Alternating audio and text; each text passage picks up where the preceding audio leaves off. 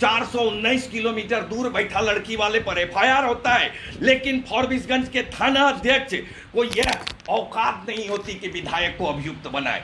निर्मल कुमार यादवेंदु थाना अध्यक्ष हैं, निर्मल कुमार यादवेंदु, इन लोगों ने अपनी जमीर बेच खाई है। अररिया के एसपी को जब पत्रकार फोन लगाते हैं, अररिया के एसपी हृदयकांत फोन रिसीव नहीं करते हैं, जवाब नहीं देते पत्रकारों का। यह तानाशाही का आलम है। 99 का मामला बनता है, मेरे गला में बेल्ट लगाकर दाबकर हत्या की कोशिश हुई, सीसीटीवी फुटेज एसपी को भी दिया, अररिया नगर थाने के एसएचओ को दिया, कोई कार्रवाई नहीं हुई, एक भी गुंडा अरेस्ट नहीं हुआ। उल्टा वो गंडा अब भी मुझे धमकियां भिजवा रहा है। तो डीएसपी पुष्कर कहेगा दिन है, प्रदीप सिंह कहेगा रात है, तो वो कहेगा डीएसपी रात है। ये एमपी के डीएसपी हो गए पुष्कर और एमपी के एसपी हो गए हैं हृदयकांत जी। ये जनता के एसपी नहीं रहे, जनता के डीएसपी नहीं रहे, ये सब सत्ता की गुलाम बन गए हैं। अपने वर्दिया आरक्षी अधीक्षक, फॉरबिसगंज के डीएसपी, फॉरबिसगंज के एसडी के विधायक मंचन केसरी जी, फॉरबिसगंज भाजपा विधायक मंचन केसरी, विद्यासागर केसरी उर्फ मंचन केसरी जी के पुत्र प्रेम कुमार केसरी का विवाह था।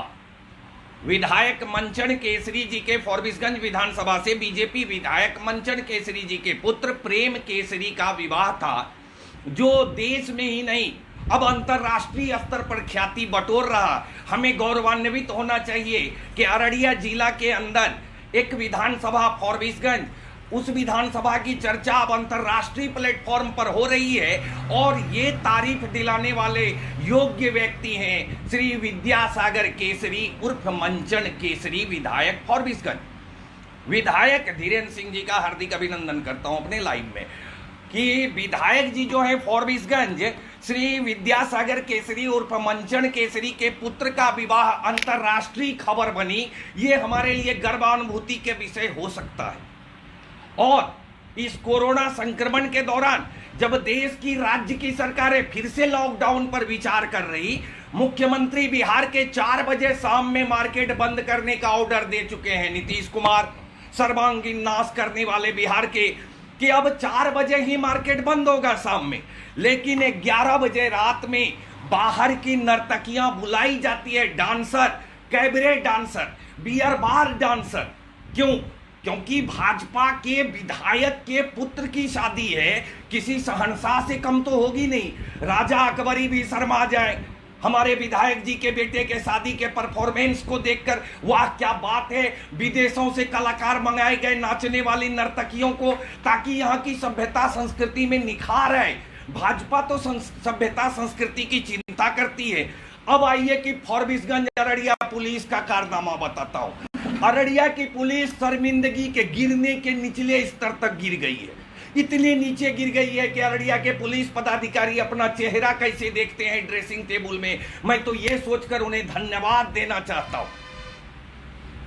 हाँ, सही कहा पप्पू यादव जी और जीआर सरकार जी का हार्दिक अभिनंदन कि बीजेपी का एमएलए है, कौन इस पर एफआईआर करेगा। 100% सही, नीरज यादव जी का हार्दिक अभिनंदन करता हूं।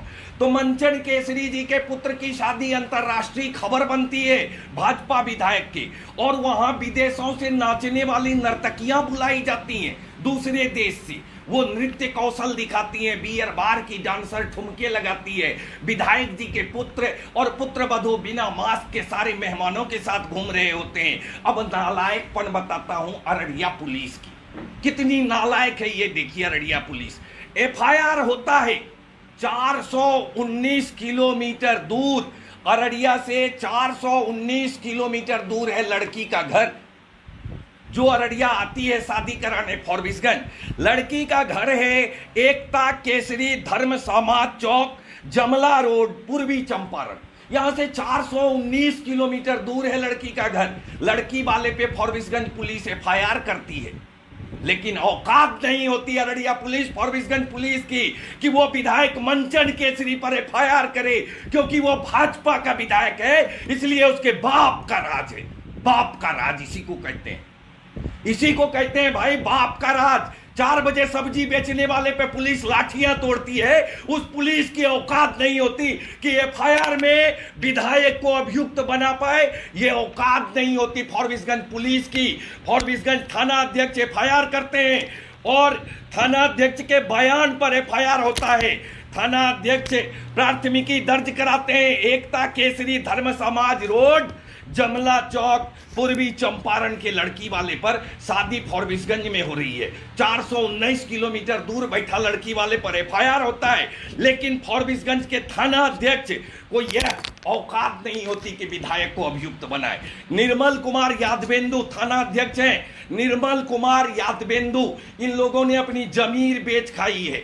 अररिया के एसपी को जब पत्रकार फोन लगाते हैं, अररिया के एसपी हृदयकांत फोन रिसीव नहीं करते हैं, जवाब नहीं देते पत्रकारों का। यह तानाशाही का आलम है। मुझ पर 22 मार्च को भाजपा के गुंडे 6 गुंडे हमला करते हैं। मेरे साथ रोड डकैती होती है। 6 लोग 10:30 बजे रात रोड में लूटपाट करते हैं। कोई भी वकील बताएगा कि यह रोड डकैती है कि नहीं है? ये 394 का मामला बनता है। मेरे गला में बेल्ट लगाकर दाबकर हत्या की कोशिश हुई। सीसीटीवी फुटेज एसपी को भी दिया, अररिया नगर थाने के एसएचओ को दिया, कोई कार्रवाई नहीं हुई। एक भी गुंडा अरेस्ट नहीं हुआ। उल्टा वो गंडा अब भी मुझे धमकियां भिजवा रहा है कि आते हैं तब जान से मारेंगे। गुंडे ने एंटीसिपेटरी बेल मूव की है। उसका कहना है कि बेल लेके आते हैं तब गुड्डू झा को इस बार कहानी खत्म कर देंगे। कर सकता है, भाजपा का गुंडा है।